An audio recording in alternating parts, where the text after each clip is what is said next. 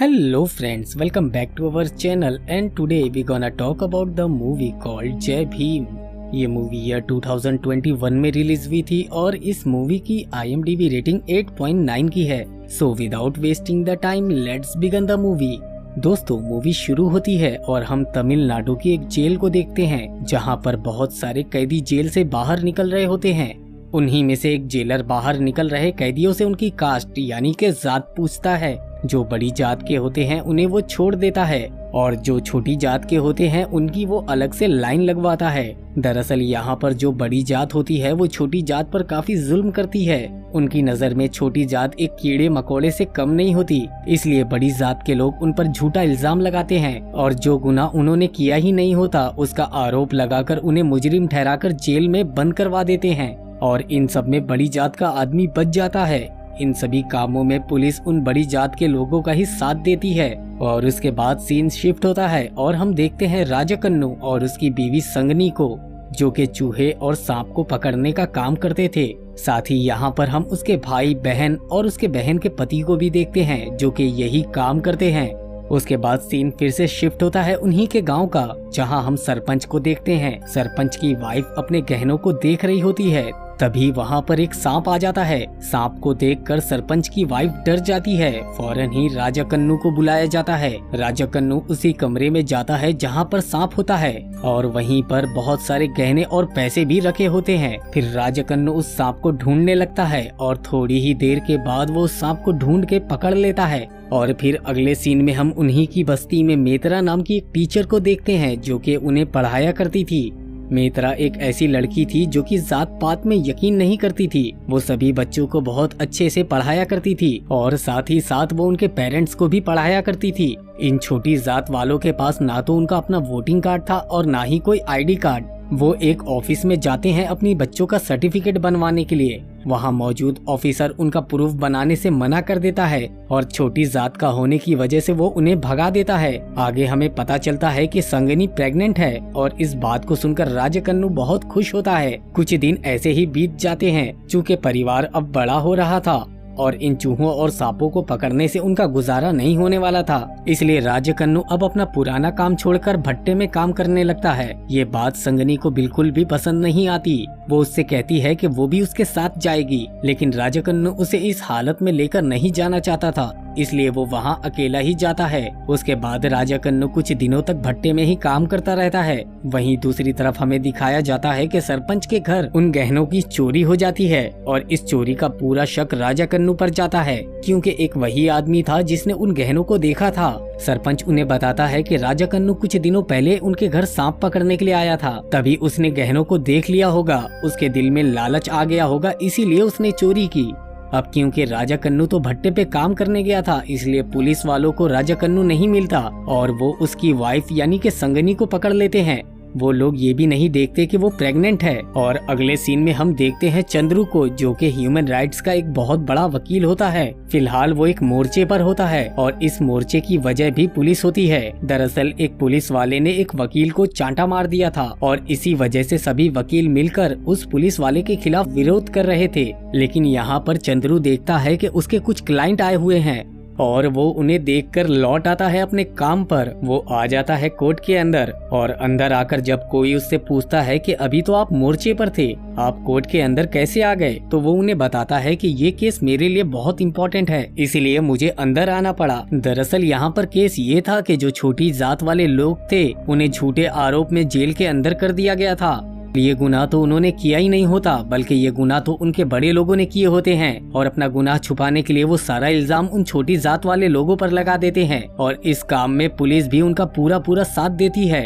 और ये बात चंद्रू कोर्ट में बहुत ही अच्छे तरीके से साबित कर देता है। साथ ही वो ये केस भी जीत जाता है। और अगले सीन में हम देखते हैं कि चंद्रू की पुलिस वालों से बिल्कुल भी नहीं बनती, क्योंकि पुलिस पूरी तरह से करप्ट हो चुकी होती है। इसलिए चंद्रू हर जगह पुलिस के खिलाफ खड़ा होता है और थोड़ी देर के बाद वहाँ पर संगनी और मेत्रा आ जाती हैं। ये लोग चंद्रू से ही मिलने के लिए आए होते हैं। यहाँ पर संगनी चंद्रू से मिलती है। चंद्रू उससे पूछता है कि वो सब कुछ जानना चाहता है, जो कुछ हुआ था। उसके बाद संगनी उसे फ्लैशबैक की स्टोरी सुनाती है संगनी बताती है कि एक दिन राजा कन्नू को ढूंढने पुलिस वाले उसके घर आए, उसे बहुत मारा और पुलिस स्टेशन लेकर गए। साथ ही वो उसे ये भी बताती है कि राजा कन्नू का भाई उसकी बहन और उसके बहन के पति को भी मारते हुए पुलिस स्टेशन लेकर गए। पुलिस स्टेशन के अंदर उन्होंने उन सभी को बहुत मारा और उनके साथ जानवरों जैसा सुलूक किया। दूसरी तरफ पुलिस वाले राजा कन्नू को ढूंढते हुए उन भट्टों के पास पहुंच जाते हैं। वहाँ पर वो राजा कन्नू के बारे में पूछते हैं, लेकिन राजा कन्नू वहाँ पर नहीं होता। वहाँ का एक आदमी पुलिस वालों को बताता है कि राजा कन्नू यहाँ कुछ बताए बगैर ही भाग गया है। दरअसल राजा कन्नू अपने घर की तरफ ही आ रहा था, लेकिन तभी कुछ लोग आते हैं और उसे पकड़ लेते हैं और उसे पुलिस के हवाले कर देते हैं। जेल में लाने के बाद पुलिस वाले राजा कन्नू को बहुत मारते हैं। साथ ही में वो उससे कहते हैं कि गुनाह कबूल करो कि तुमने ही चोरी की है, पर राजा कन्नू पुलिस वालों की बात नहीं मानता। जो गुनाह उसने किया ही नहीं, उसके लिए वो हाँ कैसे कर सकता था। इसीलिए वो चुपचाप बुरी तरह पुलिस वालों के हाथ से पिटता रहता है। अगले दिन जब संगनी राजा कन्नू के लिए खाना लेकर आती है तो वो उसकी हालत देखकर शॉक्ड हो जाती है, क्योंकि राजा कन्नू की हालत बहुत खराब हो चुकी थी। पुलिस वालों ने उसे बहुत बेदर्दी से मारा हुआ था और कुछ दिनों के बाद हमें पता चलता है कि राजा कन्नू, उसका भाई और साथ ही में उसकी बहन का पति भी जेल से फरार हो चुके हैं। पुलिस वाले अब संगनी को परेशान करने लगते हैं। इन तीनों का कोई भी अता पता नहीं था। संगनी और मैत्रा मिलकर कुछ अधिकारियों के पास मदद मांगने जाती हैं, लेकिन उन्हें वहाँ कोई भी मदद नहीं मिलती। उसके बाद वो लोग वकीलों के पास जाते हैं, लेकिन वहाँ पर भी उनकी कोई भी सुनने वाला नहीं होता। तब वहाँ उन्हें एक आदमी मिलता है जो उन्हें चंद्रू के बारे में बताता है। साथ ही में वो उन्हें ये भी बताता है कि ये आदमी ह्यूमन राइट्स वाला केस लड़ता है और वो उसकी कोई भी फीस नहीं लेता। साथ ही में उन तीनों की फरार होने वाली रिपोर्ट जो पुलिस वालों ने बनाई थी वो चंद्रू को दे देती है। वो रिपोर्ट काफी स्ट्रॉन्ग साबित होती है, क्योंकि उस रिपोर्ट में बहुत सारे गवाह थे और उन्होंने इन तीनों को भागते हुए देखा था। अब चंद्रू इस केस की पूरी स्टडी करने लगता है और वो इस केस की हर तरह से इन्वेस्टिगेशन भी शुरू कर देता है। और उसके बाद चंदू इस केस को हैबियस कॉर्पस के तौर पर लड़ता है।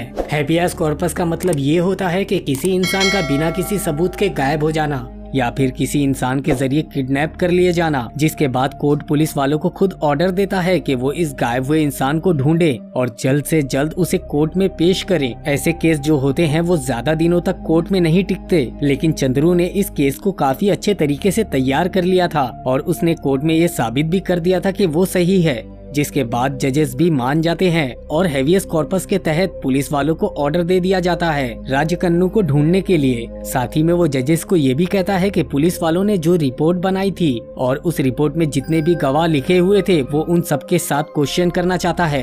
अब चंद्रू उन पुलिस वालों के जरिए लिखे गए गवाह से क्वेश्चनिंग करने लगता है। उनमें सभी लोग पुलिस वालों के हक में जवाब दे रहे होते हैं। चंद्रू समझ जाता है कि ये सभी लोग झूठ बोल रहे हैं और इन गवाहों में 2 ही 3 लोग होते हैं, जिनमें से एक होता है डॉक्टर जिसने उन तीनों की मरहम पट्टी की थी और उनमें से एक होता है जो मेडिकल शॉप पर दवा बेचता है, जिसने उन सभी को दवा दी थी। अब यहाँ पर ये केस पूरी तरह से पुलिस वालों की तरफ जा रहा था। ऐसा लग रहा था पुलिस वाले जीतने वाले हैं और तभी चंद्रू उस पुलिस वाले को कटघरे में बुलवाता है जिसने इस रिपोर्ट को तैयार किया था। वो उससे कुछ सवाल करता है जिसका जवाब पुलिस वाला ऐसा दे रहा था जैसे उसने ये जवाब रट कर आया हो। चंद्रू उससे कहता है कि आपने ये रिपोर्ट बनाई थी तो आपको पता होगा कि मेडिकल शॉप कहाँ पर है और डॉक्टर की क्लिनिक कहाँ पर है। तब पुलिस वाला ये बात बताने में नाकाम हो जाता है और तब चंद्रू सभी को बताता है कि ये दोनों ही जगह अलग अलग दिशा में थी। साथ ही में चंद्रू ये भी साबित कर देता है कि वो पुलिस वाला झूठ बोल रहा है और साथ ही में वो ये भी साबित कर देता है कि उस पुलिस वाले की बनाई गई रिपोर्ट भी झूठी है। अब यहाँ पर ये पुलिस वाले बुरी तरह से फंस चुके थे, इसलिए वो सब इस केस को लेकर शहर के सबसे बड़े वकील के पास जाते हैं और उससे मदद मांगते हैं। और जब एक दिन संगनी चंद्रू को कॉल कर रही थी तभी वहाँ कुछ पुलिस वाले आ जाते हैं और वो उसकी बेटी को उठाकर पुलिस स्टेशन ले जाते हैं। उसके बाद संगनी को भी वहाँ जाना पड़ता है और वहाँ पर वो पुलिस वाले संगनी से हाथ जोड़कर कहते हैं कि वो अपना केस वापस ले ले, लेकिन संगनी उन पुलिस वालों की बात को नहीं मानती और उसके बाद वो पुलिस वाले संगनी के साथ बदतमीजी करते हैं। तभी उनके पास डीएसपी का कॉल आता है।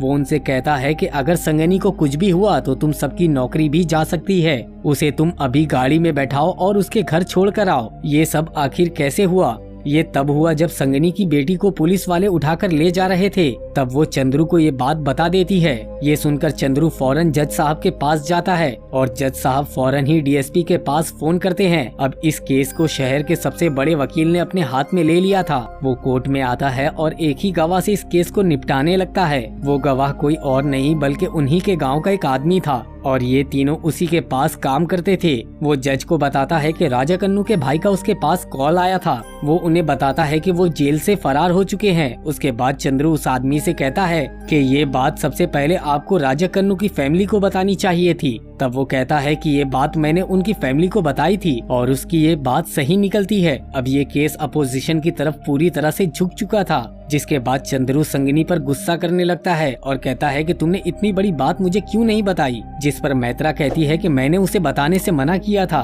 उसने इस बात को छुपाई जरूर है लेकिन इस बात में बिल्कुल भी सच्चाई नहीं है, क्योंकि राजा कन्नू का भाई को कुछ भी पढ़ने लिखने नहीं आता था तो वो कॉल कैसे कर सकता है। जिसके बाद चंद्रू एसटीडी बूथ की सारी कॉल लिस्ट मंगवाता है और बारी बारी सभी को चेक करने लगता है। आखिर राजा कन्नू के भाई ने किस एसटीडी बूथ से कॉल किया था वो उसे मिल ही जाता है। दरअसल वो फोन केरल के एक एसटीडी बूथ से किया गया था। चंद्रू केरल पहुंच जाता है और उस एसटीडी बूथ के मालिक से मिलता है और अगले सीन में हम फिर से कोर्ट रूम को देखते हैं, जहां चंद्रू उस एसटीडी बूथ के मालिक को कटघरे में बुलवाता है और वो उससे कहता है कि तुम सब कुछ बताओ जो कुछ वहाँ हुआ था। और वो एसटीडी बूथ का मालिक कोर्ट में बताता है कि कुछ दिनों पहले 3 लोग उसके यहाँ पर आए थे। साथ ही वो तीनों उस एसटीडी बूथ में एक साथ घुस गए थे, इसलिए उसका ध्यान उन पर चला गया था और उसके बाद वो उन तीनों की पहचान कर लेता है। अब चंद्रू जज साहब से कहता है कि ये पुलिस वाले भी मिले हुए हैं, इसीलिए वो ये केस सीबीआई को हैंडल करने को कहता है। जज साहब उसकी ये बात भी मान लेते हैं और अब ये केस आईजी के पास जाता है, जिसके बाद आईजी और चंद्रू इस केस को सॉल्व करने में लग जाते हैं।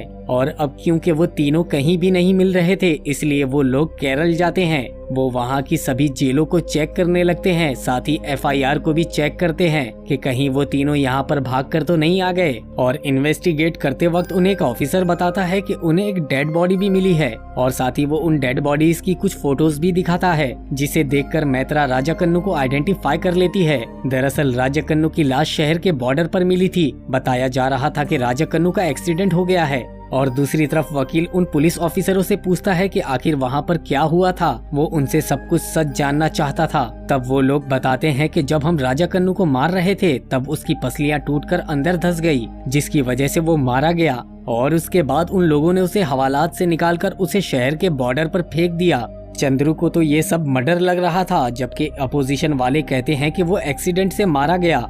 वहीं दूसरी तरफ चंद्रू को इन्वेस्टिगेट करते हुए पता चलता है कि एसटीडी बूथ में जो 3 लोग थे उनमें से एक राजा कन्नू का भाई भी था। साथ ही में उन्हें एक जेल के बारे में भी खबर मिलती है, जिसके अंदर राजा कन्नू का भाई और उसकी बहन का पति कैद होता है और उसके बाद उन्हें कोर्ट में ले जाया जाता है, जहां पर राजा कन्नू का भाई जज साहब को बताता है कि राजा कन्नू को पुलिस वालों ने बहुत मारा था और इतना ज्यादा मारा था कि वो बेहोश हो चुका था। साथ ही में राजा कन्नू के बहन का पति भी बेहोश हो गया था। वो दोनों जब होश में नहीं आ रहे थे तो वो पुलिस वाले उन लोगों की आंखों में मिर्च डालने लगे थे। राजा कन्नू की बहन का पति होश में तो आ गया था, लेकिन जब वो लोग राजा कन्नू की आंखों में मिर्च डालते हैं तो वो कोई भी रिस्पॉन्स नहीं देता, यानी कि वो मर चुका था। जिसके बाद आईजी को कटघरे में बुलाया जाता है और आईजी अपनी इन्वेस्टिगेशन के बारे में जज को बताता है। चोरी दरअसल उनके गाँव के एक आदमी ने की थी, जिसका नाम रवि था। उसके साथ पुलिस भी मिली हुई थी। चंद्रू यहाँ पर जज साहब को बताता है कि राजा कन्नू की जहाँ पर मौत हुई थी वहाँ पर उसने पुलिस वालों के पैरों के निशान और गाड़ी के निशान देखे थे।